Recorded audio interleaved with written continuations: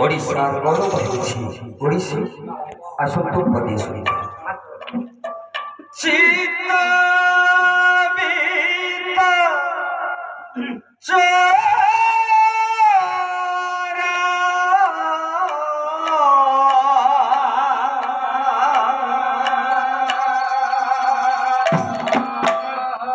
चिंता मणि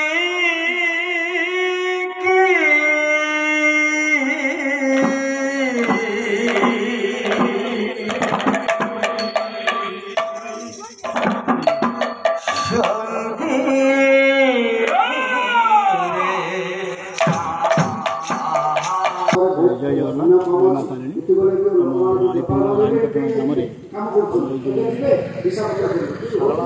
कलाकार परिषद वार्षिक उत्सव आयोजन आयोजन बाछी स्थिर कर धन्यवाद जनाऊँ। पाला संस्कृति धीरे धीरे बढ़ा पाला संस्कृति लोक आसूँ तो आम चेष्टा कर पाला संस्कृति पाला जो अनुष्ठान जो मंचस्थ हो दर्शक मैंने देखूँ साहित्य आलोचना हो जो साहित्य विषय से ज्ञान बांटुं समस्त किसी किसी ज्ञान ग्रहण करूँ संस्कृति जो आड़ को जाऊँगी पाश्चात्य सभ्यता आड़ को जाऊँगी बर्तमान देशी हूँ आम पूर्व परंपरा परंपरा बांधि रही आम समस्त उन्नति करूँ से के दिन धर चलो ये प्रोग्राम बर्तमान 3 दिन धरी चली आसू गला काली आज मध्यम दिन आसंता काली उद्यापन दिवस। अच्छा केते लोक लोक ये पाखापाखि 500,000 पाखापाखि लोक राति 12:30 भी पाखापाखि 300 लोक बसती विभिन्न दूर दूरांत भी भल भल गायक मैंने आसुँच ये बर्तमान 30 ରୁ 35 जन पाखापाखि गायक गायिका मैंने रोच सम्मेलन चलुची। जय महाप्रभु सत्यनारायण स्वामी जहाँ सदैच्छा थी ता पूर्ण हम पाला तो आवाहन कालू पाला आज्ञा जो पाला गोटे पिला जन्म हेले ताकि 21 ठारू 21 दिवस ठारू ताकि पाला हुए प्रत्येक वर्ष को वर्ष 16 पाला पर्यंत हुए। ये तो कवि कर्णकर है 16 पाला तापर भृगुराम कर 32 पाला जन्म रे आमे कहीं पाला करवा पाला कर लाभ कौन पालाटी आमे कले प्रभु पाखे शरणापन्न हेले पिलाटीर आयुष बढ़े समस्त रोग शोकरू से पिलाटी मुक्ति पाए एवं से परिवार मंगल हुए।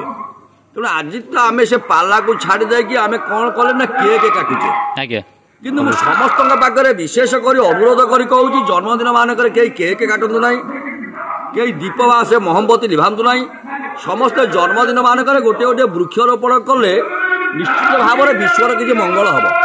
तेणु पाला आज जदि यही पाला को सरकार टे चाहते पाला कलाकार मान चाहते कि पालार उन्नति होता पालार मंचर उन्नति होता एवं समस्त विश्वर मंगल होता प्रत्येक पिला मंगल होता किंतु आज आम पाला को बुझीपारे कि शरीरटा को आम बुझीपारे आपण मैंने देखिथे जानीथे से बादल नना ओडिशार समस्ते जानते बादल नना को जड़े मालिका प्रवक्ता कथा कहले बादल नना कथा कहले समस्ते जानते।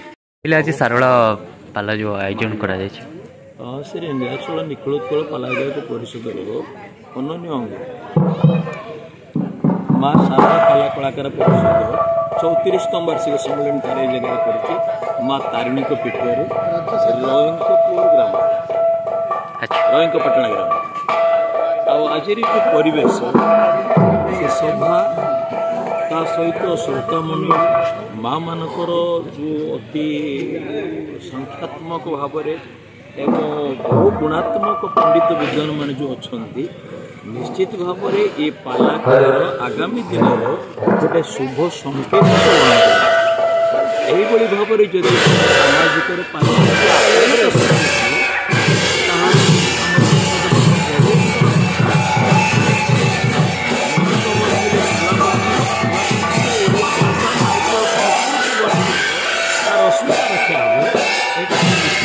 ସଫଳ ହେବ ଏଥିରେ ଦ୍ୱିମତ ନାହିଁ। ଏ ମାଧ୍ୟମରେ ଆମେ କରିବୁ ଆମର ସରକାରଙ୍କୁ ସେ ଶୁଭ ଦୃଷ୍ଟି ଦିଅନ୍ତୁ, ସଂସ୍କୃତି ବିଭାଗ ଏଥିରେ କରନ୍ତୁ, ଯେମିତି ପାଲାକୁ ଶାସ୍ତ୍ରୀୟ ମାନ୍ୟତା ମିଳିବ ଏ ସମ୍ପର୍କରେ ପାଲାକାରମାନଙ୍କର ଯାହା କଥା ତ ସେ ନିଶ୍ଚିତ ରଖୁଛନ୍ତି, କ୍ରମଶଃ ତାହା ହେଉଛି। କିନ୍ତୁ ସଂଘ ଶକ୍ତି ଏକତ୍ର ହୋଇକି ଯଦି ଆମେ ନିଶ୍ଚିତ ଭାବରେ ଆମର କଳାକାର କମ୍ ଟଙ୍କା ପାଇବା, ସେଇଠି ଆମେ ଆହ୍ୱାନ କରିବା ଏକାଠି ରହିବା, ଶ୍ରେଷ୍ଠ ହେବା, ବାଣ୍ଟି ଗଲେ ଭାଇ କଟିଯିବା। ତେଣୁ ଆମେ ଏକତାକୁ ସୃଷ୍ଟି କରିବା, ଏକ ମନ ହେଇକି ସବୁବେଳେ ଭାଇଚାରାରେ ଆମର ହକ୍ ସରକାରଙ୍କ ପାଖରୁ ଆଦାୟ କରିବା ପାଇଁ ସଚେତନ। ଆମର ଜଗତସିଂହପୁର ଜିଲ୍ଲାର ସାରଳା ପାଲା ପରିଷଦର 34 କେମିତି ଲାଗୁଛି ଏଇଠିକି ଆସୁଛନ୍ତି? ବହୁତ ଭଲ। ପ୍ରତିବର୍ଷ ଆମେ ଏଇ ଦିନକୁ ଚାହିଁଥାଉ, କେମିତି ଏ ଦିନ ଆସିବ, ଆମର ସମ୍ମିଳନୀ ସମସ୍ତେ ଆମେ ଏକଜୁଟ ହେବୁ, ଖାଇବା ପିଇବା ସବୁ ବହୁତ ଭଲ। ଆଚ୍ଛା, ଆଜିର ସମୟରେ କ'ଣ କହିବାକୁ ଚାହିଁବେ? ପାଲା କେମିତି କ'ଣ ରହିଛି? ପାଲା ତ ଆଜିକାଲି ଚାଲିଛି, ସମସ୍ତେ କହୁଛନ୍ତି ପାଲା ଯେ ଧୀରେ ଧୀରେ ତୁଟି ଯାଉଛି, କିଛି ନା, ପାଲା ବହୁତ ଆଗକୁ ଚାଲିଛି, ହଉଛି, ହବ, ଏମିତି ପାଲା ରହିଥାଉ। ଆଚ୍ଛା, ପାଲା ଦ୍ୱାରା ମା କେମିତି କ'ଣ ଜାଣି ହେଉଛି? ତା ଦେହରେ ଯେଉଁ ରହିଛି କିଛି ଶିଖିବା ଜିନିଷ ନିହାତି ଉପରେ ରହିଛି ନା ନାହିଁ? ଶିଖିବା ଜିନିଷ ତ ଅଛି, ଲୋକକଳା ଯାହାକି ପାଲାରୁ ବି ଶିଖିବାକୁ ପଡ଼ିବ, ପାଲାରୁ ହିଁ ଶିକ୍ଷା ମିଳୁଛି ସମସ୍ତଙ୍କୁ, ଆମ ଜଗତର ସାଙ୍ଗ। ଆଚ୍ଛା, ପାଲାରୁ ହିଁ ସବୁ ଶିଖିବାକୁ। ଆଜ୍ଞା, ପରିଚୟଟା ଆଜ୍ଞା? ମୋ ନାଁ ସଂଘମିତ୍ରା ଜଗତସିଂହପୁର ଜିଲ୍ଲା ଗାୟିକା କେମିତି ଲାଗୁଛି ଏଠିକାର ମାହୋଲ? ଏଠିକା ମାହୋଲ ତ ଭଲ ଲାଗୁଛି, ଯାହା ହଉ ପାଲା ଦେଖିବା ପାଇଁ ଏତେ ଲୋକ ଏଠି ରୁଣ୍ଡମୁତ ହୋଇଛନ୍ତି, ମୋତେ ସେଇଟା ବହୁତ ଭଲ ଲାଗୁଛି। ଦେଖିକି ପାଲା ପ୍ରତି ଏତେ ଲୋକଙ୍କର ଶ୍ରଦ୍ଧା ଅଛି ବୋଲି ମୋତେ ବହୁତ ଭଲ ଲାଗୁଛି। ଏଠି ବିଜ୍ଞ ବ୍ୟକ୍ତିମାନେ ଆସି ତାଙ୍କର ମତ ରଖୁଛନ୍ତି, ତାଙ୍କ କଥା ଶୁଣିବା ପାଇଁ ବି ବହୁତ ଭଲ ଲାଗୁଛି, ତାଙ୍କ ବହୁତ ଶିଖିବାର ଅଛି। ଆଉ ତାଙ୍କ କଥା ଶିଖିକି ଆମେ ଯଦି ଆମ ଦୈନନ୍ଦିନ ଜୀବନ ଚଳଣିରେ ଆମେ ତାକୁ ଆମେ ନିୟୋଜିତ କରିକି ସେଇ ଅନୁସାରେ ଚାଲିବୁ, ତାହେଲେ ଆମ ଜୀବନ ପରିମାର୍ଜିତ ହେବ, ଆମ ସମାଜ ପରିମାର୍ଜିତ ହେବ, ଆମ ଛୁଆମାନେ ବି ଶୃଙ୍ଖଳିତ ହୋଇକି ଦେଶର ବିଷୟରେ ମୁଁ ପାଲା ଗାୟକ ବିଷୟରେ କିଛି କହିବି। ଆଜ୍ଞା, ଆଜି ଜଗତସିଂହପୁର ଜିଲ୍ଲା ସାରଳା ପାଲା କଳାକାର ପରିଷଦ ତାର ବାର୍ଷିକ ସମ୍ମିଳନୀ, ଏଥିରେ ବହୁ ମାନ୍ୟଗଣ୍ୟ ସାହିତ୍ୟିକ, କବି, ମାଝୀ, ପଣ୍ଡିତ ନିମନ୍ତ୍ରିତ ଅତିଥି ହିସାବରେ ଯୋଗ ଦେଇଥିଲେ ଏବଂ ଜଗତସିଂହପୁର ଜିଲ୍ଲାର ସମସ୍ତ ପାଲାକାର ଅର୍ଥାତ୍ ଗାୟକ, ଗାୟକ, ପାଳିଆ ନିର୍ବିଶେଷରେ ସମସ୍ତେ ମଧ୍ୟ ଏକୀଭୂତ ହୋଇ ଗୋଟା ବାର୍ଷିକ ମହୋତ୍ସବ ପାଳନ କରି ତାହା ହିଁ ଆଜି ଏଠି ଆୟୋଜନ କରାଯାଇଛି। ଏଥିରେ ପାଲା ଯେଉଁ ପ୍ରାଚୀନ ମୌଳିକତାକୁ ରକ୍ଷା କରିବାକୁ ଯାଇ ଭାରତୀୟ ସଂସ୍କୃତିର ଓଡ଼ିଶାର ପାରମ୍ପରିକ ସ୍ୱତନ୍ତ୍ର ଭାବରେ ପାଲା ଗୋଟେ ମୌଳିକତା ରହିଛି, ପୂର୍ବ ପ୍ରଥା ପୂର୍ବପୁରୁଷମାନେ ମଧ୍ୟ ଯାହାକୁ କରିଯାଇଛନ୍ତି, ସେହି ହିସାବରେ ପାଲାକାରମାନେ ସେହି ପରମ୍ପରାକୁ ରକ୍ଷା କରି ପାଲା ସାହିତ୍ୟ ମାଧ୍ୟମରେ କିଛି ସମାଜର ଶିକ୍ଷା, କିଛି ଅସଜଡ଼ା ଘରକୁ ସଜାଡ଼ି ଦେବା, ପାରିବାରିକ ଭିତରେ ଶାନ୍ତି ସୃଷ୍ଟି କରିବା ଏବଂ ବେଦ ବେଦାନ୍ତ ଉପନିଷଦ ପୁରାଣ ତତ୍ତ୍ୱ ଭାଗବତ ତତ୍ତ୍ୱ ତାର ସାର ନିର୍ଯାସ ଭିତରେ କିଛି ସାମାଜିକ ଶିକ୍ଷା ନେଇ ଦିଗ୍ଦର୍ଶନ ଦେଉଛି ସମାଜକୁ, ଯାହାଦ୍ୱାରା ସମାଜର ଗୋଟେ ପରିବର୍ତ୍ତନ ହେଉଛି ଏବଂ ସମାଜର ବେକାର ମଧ୍ୟ ହେଉଛି। ଏହା ହିଁ ପାଲାର ଆଭିମୁଖ୍ୟ। ଏହି ପାଲାକୁ ସ୍ୱତନ୍ତ୍ର ମାନ୍ୟତା ଦିଆଗଲେ ସରକାରଙ୍କ ତରଫରୁ, ଯଦି ଶାସ୍ତ୍ରୀୟ ମାନ୍ୟତା ଦିଆଯାଆନ୍ତା ତାହେଲେ ପାଲାକାରମାନେ ବହୁତ ଉପକୃତ ହୁଅନ୍ତି। ପାଲା କଳାକାରମାନଙ୍କୁ କେବଳ ତୁଚ୍ଛ ନଗଣ୍ୟ ହିସାବରେ ଦେଖି ସାଧାରଣ ଗୋଟେ ଆମର ଯେମିତି ଭତ୍ତା ଦିଆଯାଉଛି, କଳାକାରମାନଙ୍କୁ ସେମିତି ଗୋଟେ ଭତ୍ତା ଭାବରେ ପରିଣତ କରିଦେଇଛନ୍ତି, ବାର୍ଦ୍ଧକ୍ୟ ଭତ୍ତା ସହିତ ତାକୁ ତୁଳନା କରିଦେଇଛନ୍ତି। ଯଦି ଇଏ ଯେଉଁ ପାଲାକାରମାନଙ୍କୁ ଯେଉଁ ଭତ୍ତା ଦିଆଯାଉଛି ତାକୁ ଯଦି ଟିକେ ଯେଉଁ ଭାବରେ ସେ ଦେଉଛନ୍ତି 2000 ଟଙ୍କା ବର୍ତ୍ତମାନ, ତାକୁ ଯଦି ସେମାନେ 5000 ଟଙ୍କା ନିଅନ୍ତି, ତେଣୁ କଳାକାର ଦୁଷ୍ଟ ଅବସ୍ଥାରେ ପହଞ୍ଚିଗଲେ, ବାର୍ଦ୍ଧକ୍ୟରେ ପହଞ୍ଚିଗଲେ, ସେ ହୁଏତ ନିଶ୍ଚିତ ଭାବରେ ସେ 5000 ଟଙ୍କାକୁ ନେଇକରି ତା ଶେଷ ଜୀବନ ପର୍ଯ୍ୟନ୍ତ ସେଠିକି ଶାନ୍ତି ପାଇପାରେ।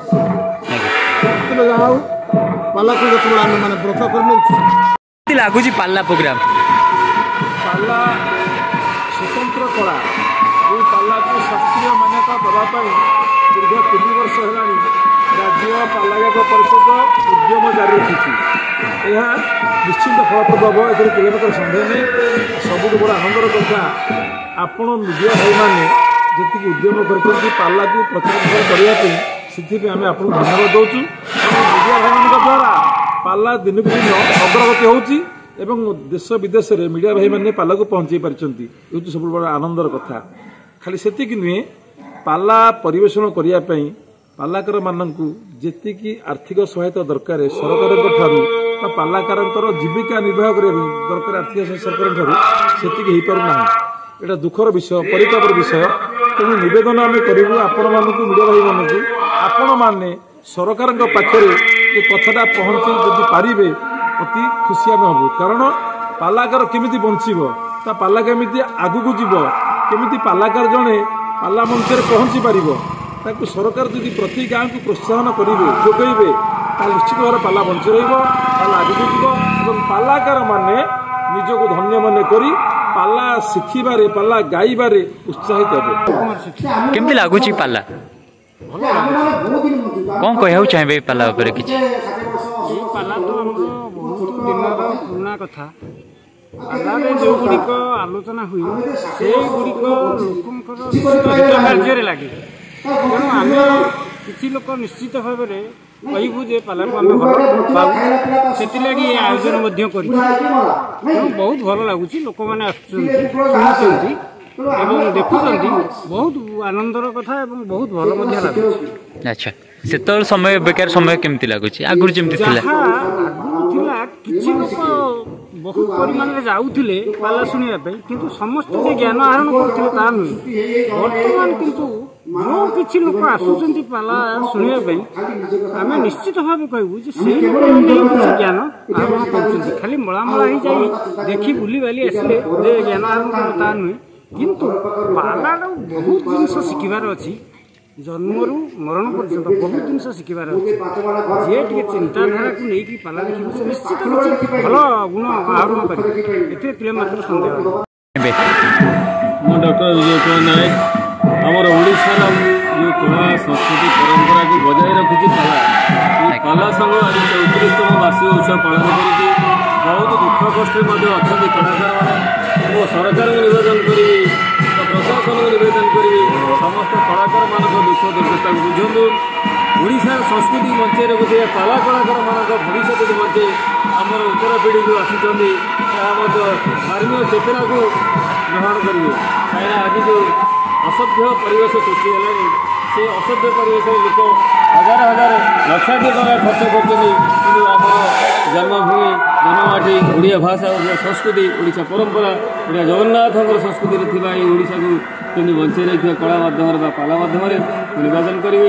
ତାର ଓଡ଼ିଶାବାସୀକୁ ନିବେଦନ କରିବି, ଏହି ପାଲାକୁ ସମସ୍ତଙ୍କର ଯାହା ଯାହା କିଛି କାର୍ଯ୍ୟକ୍ରମ କରୁଛନ୍ତି ତାକୁ ପାଲାକୁ ଆପଣନ୍ତୁ, ଗ୍ରହଣ କରନ୍ତୁ, ଘରେ ଘରେ ପାଲା କରନ୍ତୁ, ଯାହାଦ୍ୱାରା ଆମର ଉତ୍ତର ପିଢ଼ି ଆଉ ଏଇ ଯେଉଁ ସମାଜ ପରିବର୍ତ୍ତନ ହେବ, ସଂସ୍କାର ପାଇବ, ଶାନ୍ତି ପାଇବ, ଆଧ୍ୟାତ୍ମିକର ଚେତନାରେ